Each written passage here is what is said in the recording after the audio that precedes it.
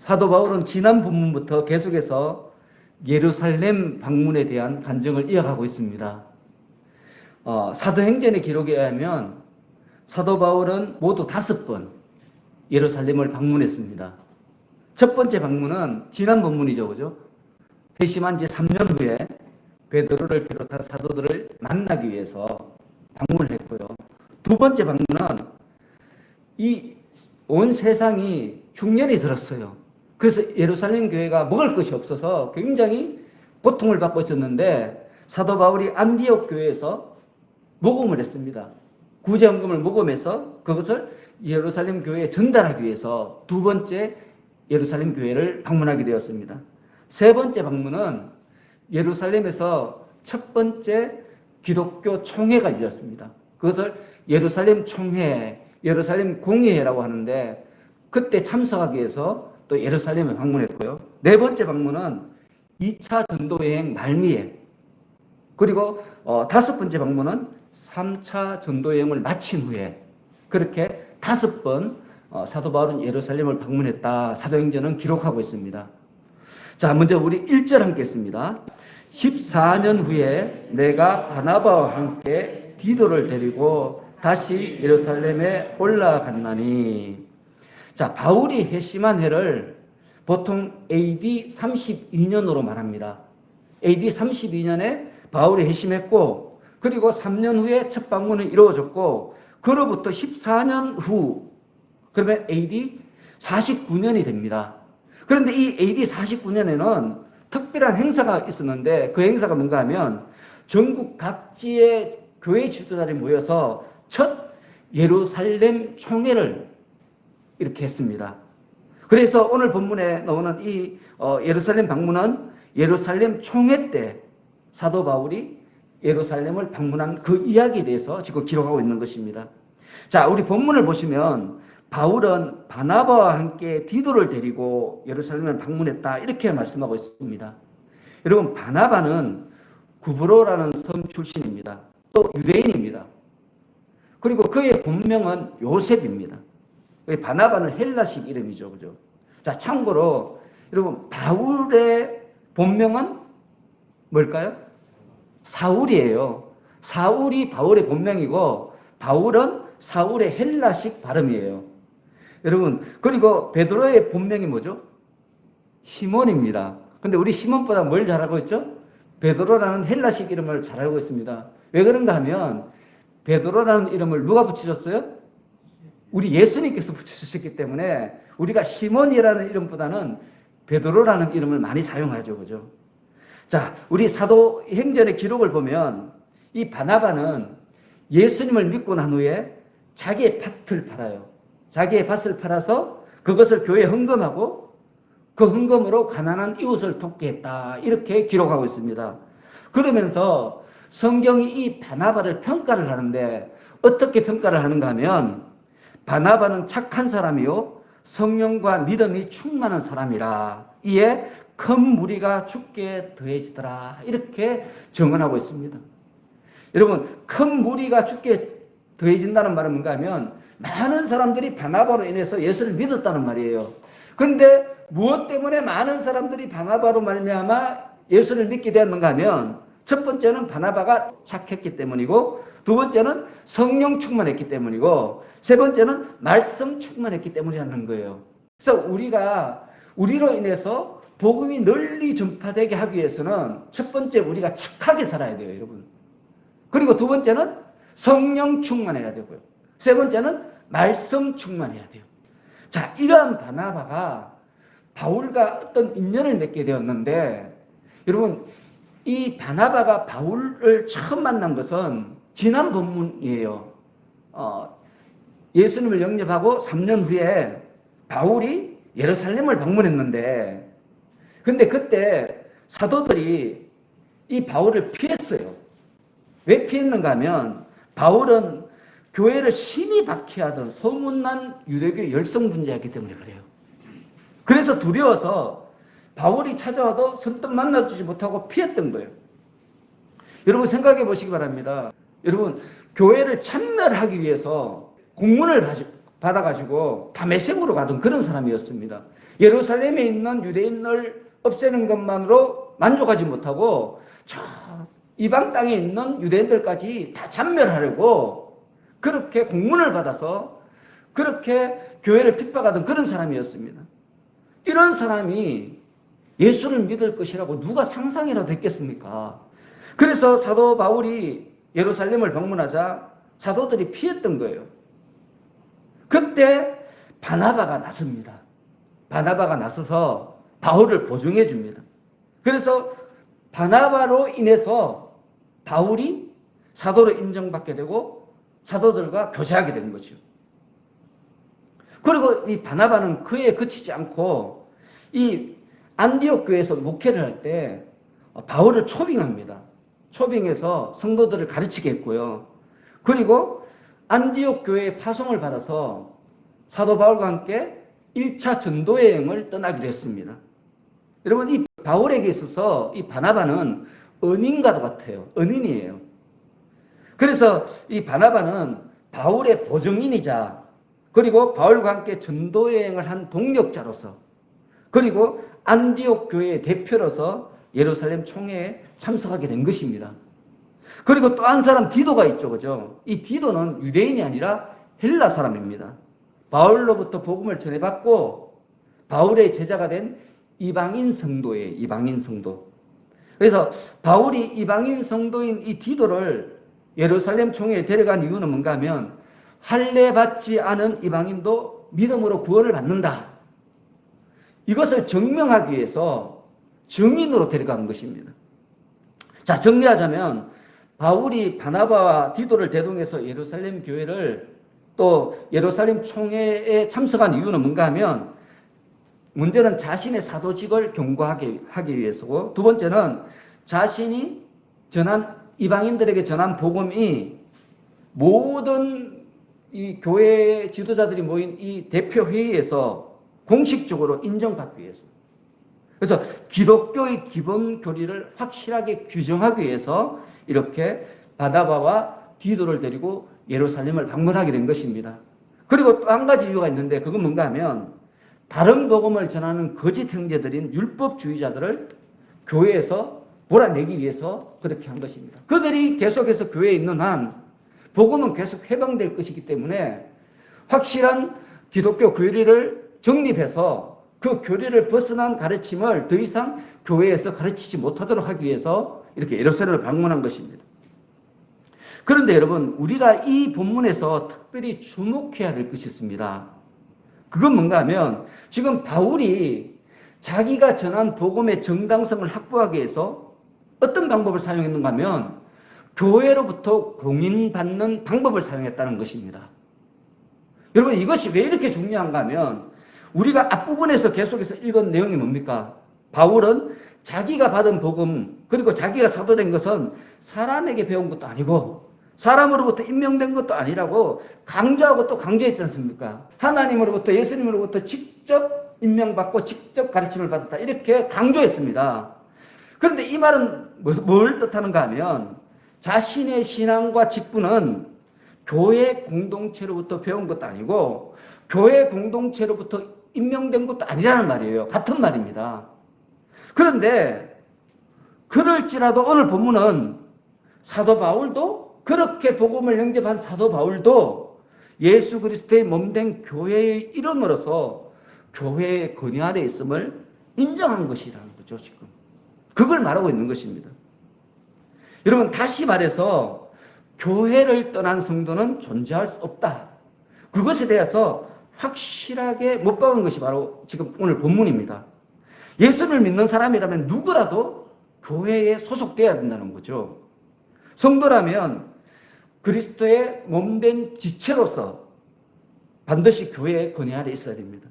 그래서 우리 예수님께서 말씀하시기를 내 교회를 세우려니 음부의 권세가 이기지 못하리라 이렇게 선포하셨습니다. 바울도 가는 곳마다 뭘 세웠습니까? 교회를 세운 거예요. 그리고 여러분, 요한계시록을 보시면 이런 말씀이 7번 반복돼요. 귀 있는 자는 성령이 교회들에게 하시는 말씀을 들을지어다. 7번 반복됩니다. 여러분, 여기서 귀 있는 자는 누굽니까? 우리 성도들을 뜻하죠. 성도들은 성령이 누구에게? 교회에게 하시는 말씀을 들으라. 이렇게 선포하고 있습니다.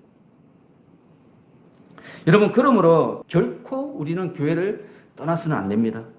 여러분, 비록 지금 이 시대의 교회가 변질되었다 할지라도 우리는 교회를 지켜야 돼요. 교회를 떠나서는 안 됩니다. 그럴수록 끝까지 인내하고 남아서 교회를 지켜야 되는 거죠. 그리고 새롭게 회복시켜야 되는 것입니다. 여러분, 우리 성도가 교회를 떠나는 것을 가장 좋아하는 존재는 사탄입니다. 그리고 이 사탄의 가장 큰 목표는 뭔가 하면 성도들을 교회로부터 분리시키는 거예요. 그게 사탄의 가장 큰 목표죠. 그러므로 여러분, 우리가 성도가 되었다면 무엇보다도 교회를 지키는 데 힘을 기울여야 됩니다. 그래야만 나도 살고 복음도 계속해서 땅끝까지 전해줄 수 있는 것이죠. 자, 우리가 이것을 기억하면서 함께 2절 읽습니다. 2절 함께 읽습니다. 시작. 계시를 따라 올라가 내가 이방 가운데서 전파하는 복음을 그들에게 제시하되 유력한 자들에게 사사로이 한 것은 내가 다름질하는 것이나 다름질한 것이 헛되지 않게 하려 함이라. 자, 여기에서 계시를 따라 올라갔다 이렇게 말씀하고 있습니다. 자, 이 말은 뭔가 하면 지금 사도 바울이 이방인의 구원 문제, 이 문제를 가지고 예루살렘의 총회에 참석한 이유는 뭔가 하면 자기 어떤 결단이나 자기의 어떤 생각을 가지고 그에 의해서 예루살렘 총회에 참석한 것이 아니라 오직 철저하게 하나님의 뜻을 따른 것이었다는 것이에요. 많은 유대인들이, 유대 율법주의자들이 자기를 자꾸 정죄하고 자기를 함부로 판단하니까 그것을 모면하라고 그가 예루살렘 총회에 참석한 것이 아니라 하나님께서 명령하셔서 자신이 예루살렘 총회에 참석하게 됐다는 것입니다. 여러분, 우리가 성경을 읽어보면 이 사도 바울은 선교할 때에도 고난 중에서도 또 어떠한 중요한 결정을 내릴 때도 언제나 하나님의 뜻을 따라 움직였습니다. 전적으로 하나님을 의지하는 삶을 살았습니다. 그리고 여러분, 더 중요한 것은 뭡니까? 우리들도 바울처럼 철저하게 하나님의 뜻을 따라 살아야 된다는 거예요. 자, 그렇다면 여기서 또 질문이 있죠, 그죠? 우리는 무엇으로 하나님의 뜻을 알 수 있고 또 무엇으로 하나님의 뜻대로 살 수 있는 힘을 공급받게 됩니까? 이게 굉장히 중요하죠, 그죠? 여러분, 그 답이 뭐죠? 여러분들이 잘 알고 있는 거예요. 수없이 많이 들은 거예요. 성경 말씀과 기도예요. 다른 답은 없습니다, 여러분. 성경 말씀은 하나님의 계시가 주어지는 통로입니다. 그리고 기도는 그 길을 걸을 수 있도록 힘을 주는 그런 힘의 근원이에요. 그래서 우리가 어떤 문제를 만나면 먼저 말씀을 통해서 문제 해결의 열쇠를 얻어야 됩니다. 그런데 문제 해결의 열쇠를 얻었다고 해서 되는 것이 아니라 그 열쇠를 가지고 그 문제를 해결할 수 있는 힘을 얻어야 되는데 그 힘은 무엇을 얻어요? 기도를 통해서 얻을 수 있다는 것입니다. 그래서 여러분, 우리가 무슨 일을 하든지 어떤 문제를 만나면 성경 말씀을 읽고 지금 나에게 주어진 이 상황이 하나님께서 무엇을 말씀하시려고 하는지 그 하나님의 뜻을 분별해야 됩니다. 그 분별했으면 그 분별을 가지고 기도를 해야 돼요. 그래야지 하나님의 뜻대로 살림을 우리가 공급받게 되는 거죠. 기도를 통해서 성령 충만을 받게 되는 것입니다. 여러분, 이렇게 사는 삶은 낭비가 없어요. 실패가 없습니다. 후회가 없습니다. 우리가 이런 삶을 살지 못하기 때문에 항상 실패하고 후회하는 삶을 살게 되는 것입니다. 그래서 여러분들 성경 말씀과 기도를 통해서 낭비 없고 실패 없고 후회 없는 삶을 사시기를 예수님의 이름으로 축원합니다. 자, 그리고 계속해서 본문을 보시면 내가 이방 가운데서 전파하는 복음을 그들에게 제시하되 이렇게 말씀합니다. 여러분, 지금 바울이 이방 가운데서 전파하는 복음을 그들에게 제시했는데 이때 제시한 것은 두 가지였습니다. 제가 앞에서도 언급했지만 첫 번째는 뭔가 하면 복음이 무엇인지 확정하는 겁니다. 복음이 무엇인지 확정하는 것이고 또 하나는 뭔가 하면 복음을 변질시키고 다른 복음을 전하는 거짓 형제인 율법주의자들을 교회에서 추방하는 것이에요. 이 두 가지입니다. 목적이 두 가지죠. 그래서 이 바울이 3절에서 디도를 언급합니다. 여러분 3절 함께 읽습니다. 시작. 그러나 나와 함께 있는 헬라인 디도까지도 억지로 할례를 받게 하지 아니하였으니. 여러분 한번 생각해 보시기 바랍니다. 지금 바울이 자신의 제자인 디도를 할례받게 하는 것은 그리 어려운 일이 아니에요. 바울이 디도에게 할례를 받으라 하면 디도는 분명히 할례를 받았을 거예요. 제자니까, 아들 같은 존재니까. 그리고 또 한 가지, 만일 바울이 디도에게 할례를 행하면 당시 안디옥 교회에 들어와서 이방인들도 할례를 받아야 된다 하면서 막 이렇게 소란을 일으키는 이 율법주의자들과의 마찰도 피할 수 있었어요. 교회를 소란케 하는 문제도 다 해결할 수 있었어요. 그냥 디도가 할례 받으면 끝나는 거예요. 아무 문제가 없어요. 그런데 바울은 그렇게 하지 않았어요. 이게 중요합니다, 여러분. 여러분의 삶에 있어서 이 결단이 있어야 돼요. 여러분, 바울이 왜 이렇게 끝까지 디도의 할례를 거부했는가 하면 이것은 복음의 본질에 대한 문제였기 때문에 그래요. 여러분, 우리 삶에 있어서 복음의 본질이 무너지면 다 무너집니다. 여러분들의 삶 가운데 내가 기도해도 응답이 되지 않고 기도해도 여전히 나에게 고난의 문제들이 있고 혼란의 문제들이 있고 분열의 문제들이 있는 것은 뭔가 하면 내가 복음의 본질을 잃어버렸기 때문에. 복음의 본질을 붙들고 있으면 성령께서 역사하시는 거죠. 그를 통해서 우리의 모든 문제를 해결해 주시는 것입니다. 그게 바로 오늘 본문의 논지입니다. 자, 그래서 4절과 5절에서 말씀합니다. 함께 했습니다. 4절, 5절 시작. 이는 가만히 들어온 거짓 형제 때문이라. 그들이 가만히 들어온 것은 그리스도 예수 안에서 우리가 가진 자유를 엿보고 우리를 종으로 삼고자 함이로되 그들에게 우리가 한시도 복종하지 아니하였으니 이는 복음의 진리가 항상 너희 가운데 있게 하려 함이라. 자, 여러분, 바울이 거짓 형제들인 율법주의자들과 격렬한 말다툼을 하면서까지 끝까지 디도의 할례를 거부한 이유는 이방인이었던 디도에게 할례를 행하면 이방인들도 구원을 받으려면 할례를 받아야 된다. 예수를 믿는 것과 동시에 할례를 받아야 된다. 율법을 지켜야 된다. 이렇게 주장한 율법주의자들의 주장을 인정하는 것이 되기 때문에 그래서 이 디도의 할례를 끝까지 거부했던 것입니다.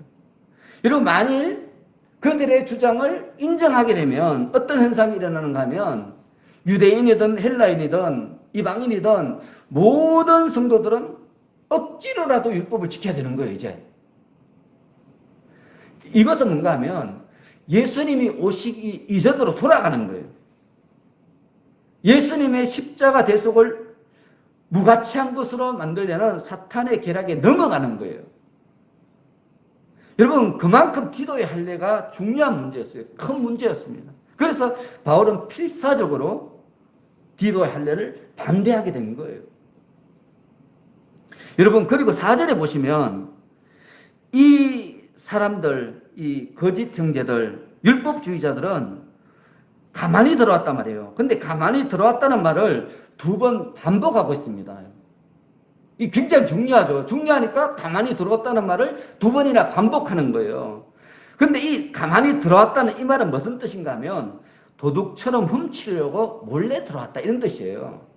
도둑처럼 뭔가를 훔치러 온 거예요. 훔치러. 여러분, 그렇다면 이 거짓 형제들, 율법주의자들은 도대체 무엇을 훔치려고 도둑처럼 교회에 몰래 들어온 것일까요? 그것의 답이 바로 이어지는 본문에 있습니다. 그리스도 예수 안에서 우리가 가진 자유를 엿보고 우리를 종으로 삼고자 함이로되. 성도들이 누리고 있는 죄로부터의 자유를 훔쳐서 그들이 훔치는 거예요. 성도들을 다시 죄의 종이 되도록 하는 것에 그들의 목적이 있다는 거예요, 여러분. 다시 말해서 성도들을 예수 믿기 이전의 상태로 되돌리려고 하는 것이 이 유대 율법주의자들의 목적이라는 것입니다. 예수님께서 가르치신 복음에 자기의 생각과 사상을 덧칠하는 거예요. 그를 통해서 그것을 가르치는 자신들이 주류가 돼요, 주류. 그리고 자기들을 따르는 성도들을 자기 마음대로 조종하고 자기의 종으로 삼기 위해서 그들이 그런 짓을 한 거예요. 몰래 가만히 들어온 거예요. 그런데 여러분, 지금 우리 주위를 보면 이단들의 수법이 똑같아요. 이와 똑같습니다. 그리고 여러분, 우리가 이 본문에서 우리가 가진 자유를 엿보고 이렇게 말하고 있는데, 여기서 엿보다는 말은 뭔가 하면 단순히 이렇게 몰래 살펴보는 거 아니에요. 이 말의 정확한 뜻은 뭔가 하면 파괴하고 해치기 위해서 호시탐탐 기회를 노린다, 이런 뜻입니다. 여러분, 이 거짓 형제들이 지금 교회에 몰래 도둑처럼 들어온 이유는 뭔가 하면 성도들이 가진 신앙을 파괴하고 해치기 위해서 들어왔다는 거예요. 그런데 우리 사도 바울은 항상 성경 말씀과 기도로 무장해 있기 때문에 이 거짓 형제들의 악심을 간파하게 겁니다. 성령께서 가르쳐 주신 거죠.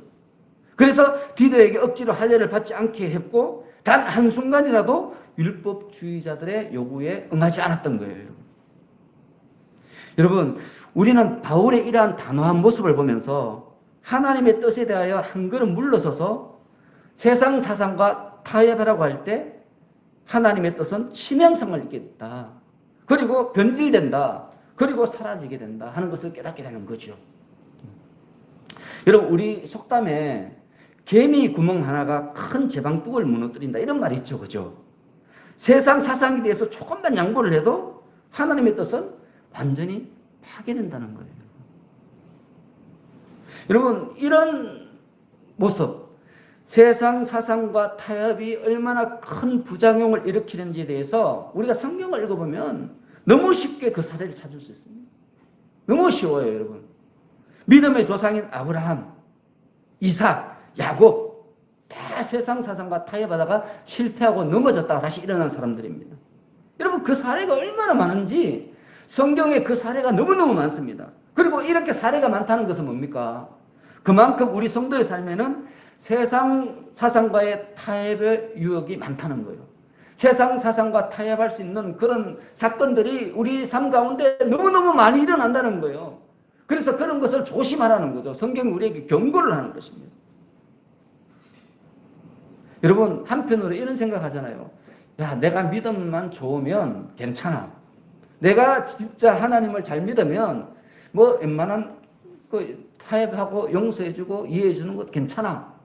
웬만하게 뭐 교회의 세상의 어떤 문화, 어떤 유행 같은 거를 이렇게 받아들여도 괜찮아. 이렇게 생각하는 그런 사람도 있기도 합니다. 그래서 지금 한국 교회가 세상의 문화가 굉장히 우리 교회에 많이 들어왔죠. 여러분, 제가 제일 싫어하는 것 중에 하나가 뭔가 하면 열린 예배입니다. 열린 예배는 뭔가 하면 세상의 문화를 받아들인 예배예요. 여러분, 이건 부인하지 못합니다.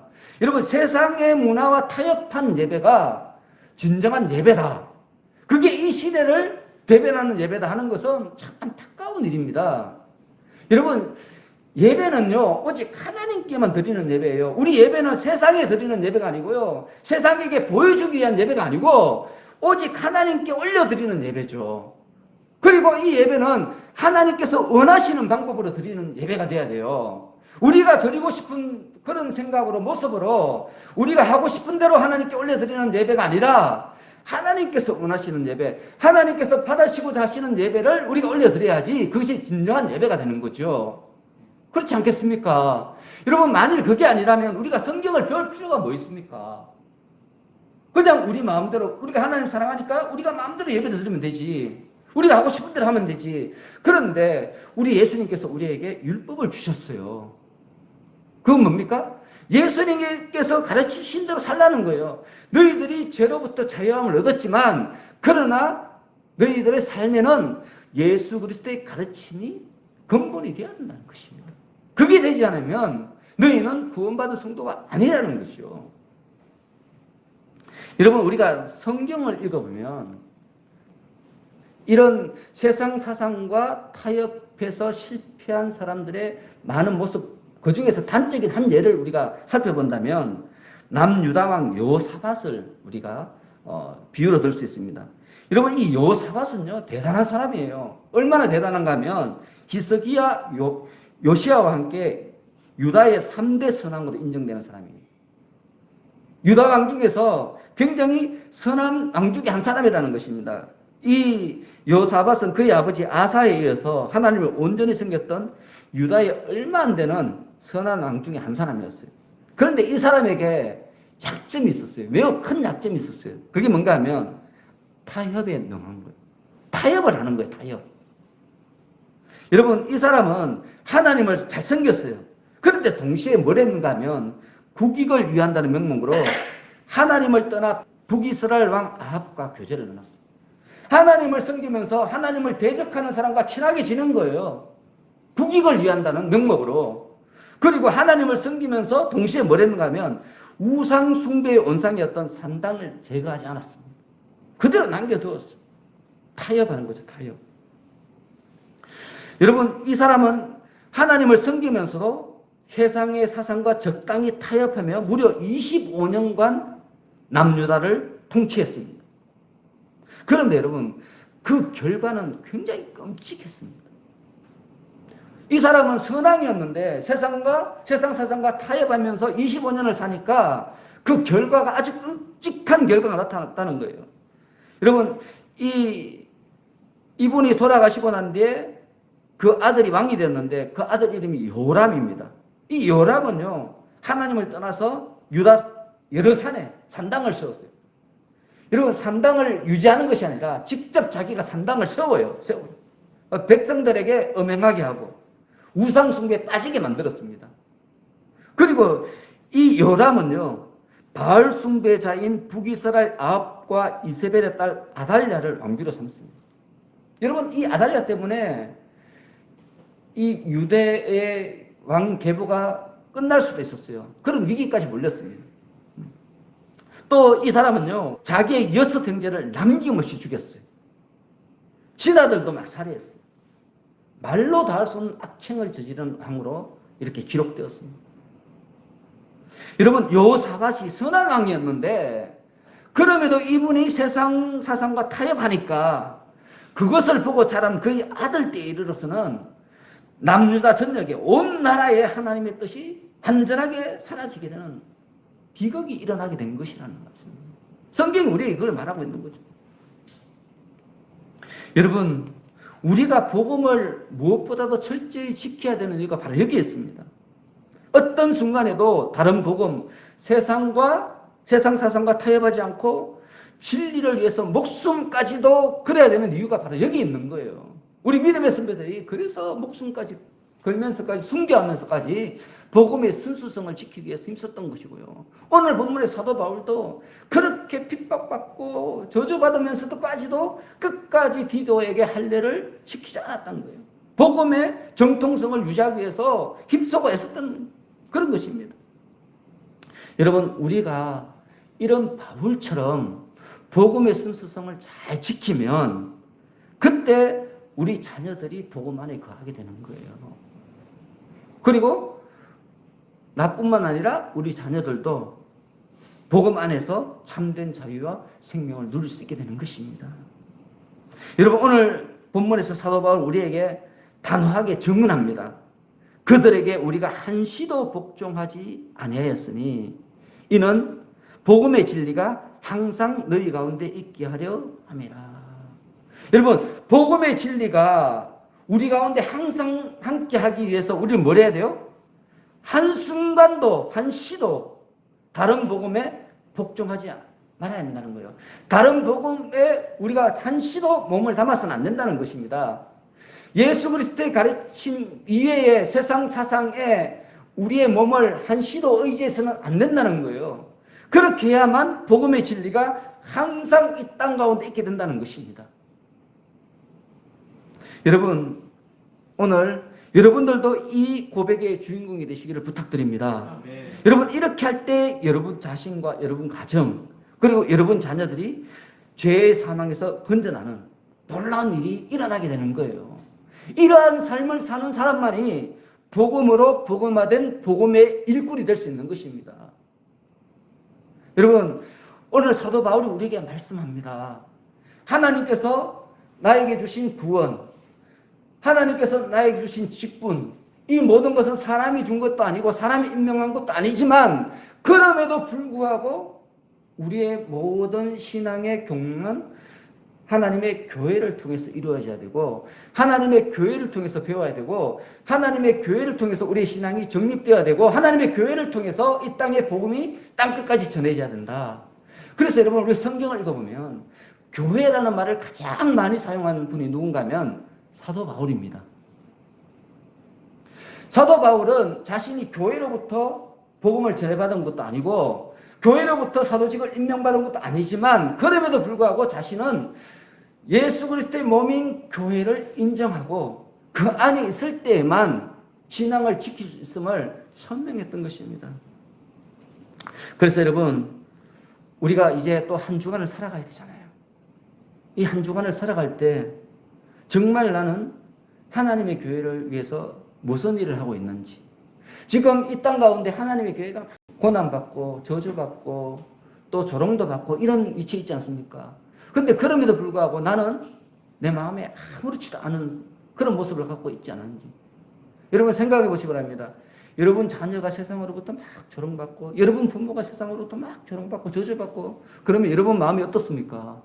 불편하지요, 그죠? 그런데 지금 하나님의 교회가 이렇게 욕먹고 저주받고 이렇게 사람들에게 손가락질 받고 있는데 그럼에도 불구하고 그 사실에 대해서 내가 아무렇지도 않다면 성경을 열심히 읽지 않은 결과라는 거예요. 하나님의 복음에 대해서 내가 잘 알지 못하고 있기 때문에 그런 것입니다. 여러분 우리 예수님은 포도나무고 우리는 가지라고 그러셨잖아요. 근데 이 포도나무가 예수님이 성천하시고 안 계세요. 그리고 난 뒤에 우리 예수님께서 이 땅에 우리에게 주신 것은 교회입니다. 교회가 바로 이제 포도나무가 된 거예요. 그래서 성령께서 교회를 통해서 우리에게 말씀하시는 거죠.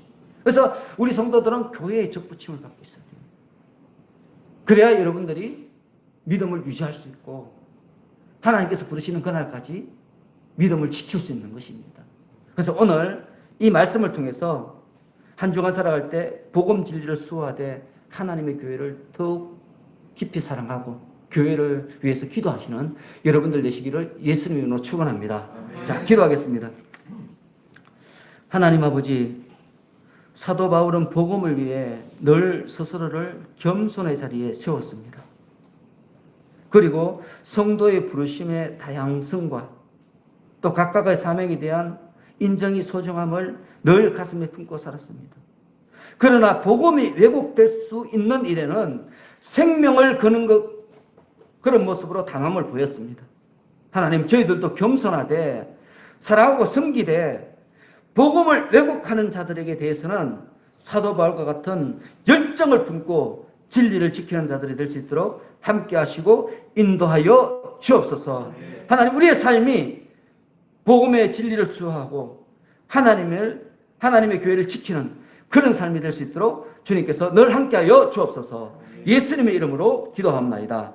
아멘.